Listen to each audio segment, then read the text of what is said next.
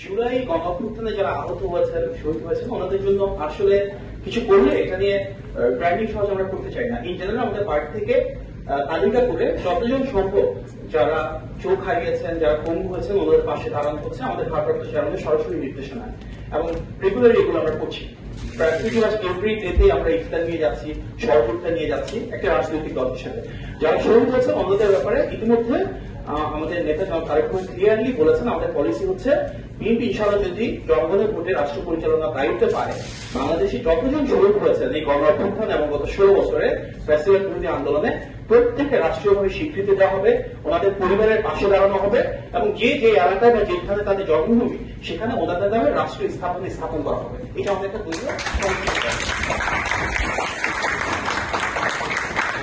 দুর্নীতির ক্ষেত্রে একটা কোশ্চেন ছিল দুর্নীতির ক্ষেত্রে।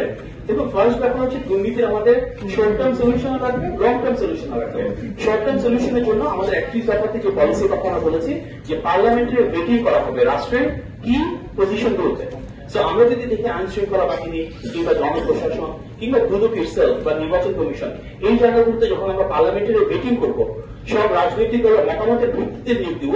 স্বাভাবিকভাবেই যে রাজনীতিতে দলীয়করণ আমরা দেখেছি যে ডিএনএ দেখে দেখে আওয়ামী লীগের লোকদেরকে নিয়োগ দেওয়া হতো এবং যার ফলে প্রতিষ্ঠানগুলো সরাসরি দলের অঙ্গ সংগঠনে পরিণত হয়েছে, তাদের জবাবদিহিতা ছিল না, জনগণের প্রতি তাদের কোনো দায়বদ্ধতা ছিল না।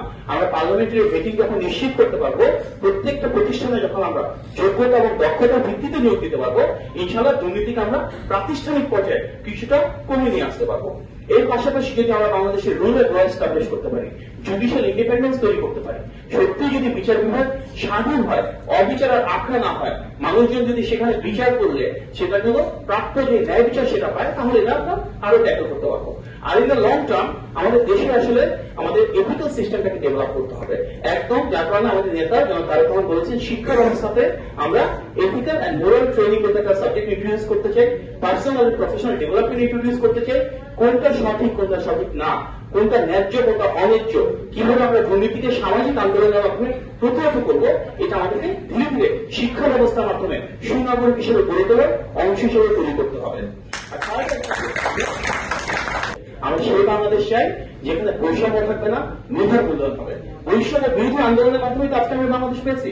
আমি বিশ্বাস করি ভবিষ্যতে যারা জনগণের প্রতিনিধিত্ব এবং আকাঙ্ক্ষা প্রতিফলন ঘটাবে সেখানে কোনো বৈষম্য ছাড়া মেধার ভিত্তিতে কোনো বিশ্ববিদ্যালয়ের উদ্বোধন বাংলাদেশ পরিচালিত হবে। এর পাশাপাশি আরেকটা কথা যে প্রাইভেট ইউনিভার্সিটির কথা আমরা বলছি, এখানে আমাদের উপদেষ্টা মহোদয় রয়েছেন।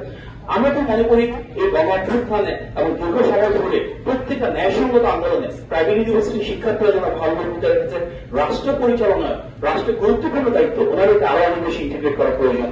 এখানে আমরা দেখেছি প্রত্যেকটা মন্ত্রণালয়ে যারা ছাত্র রয়েছে আমাদের প্রতিনিধি রয়েছেন, ওনাদের থেকে উপদেষ্টা হয়েছেন, সে জায়গায় যতটা সম্ভব প্রাইভেট ইউনিভার্সিটিতে যদি অ্যাকোমোডেট করা হয়, বৈষম্য যদি কমে আনা হয়, মেধাকে যদি প্রায়োরিটি দেওয়া হয়, তাহলে কিন্তু আমরা একটা ঐক্যবদ্ধ বাংলাদেশের সবার যাদের সৃজনশীলতা, যাদের দক্ষতা, যাদের ক্যাপাসিটি এন্ড কেপাবিলিটির উপর বেস করে একটা ইউনিফাইড বাংলাদেশ গড়ে তুলতে হবে ইনশাআল্লাহ। ধন্যবাদ।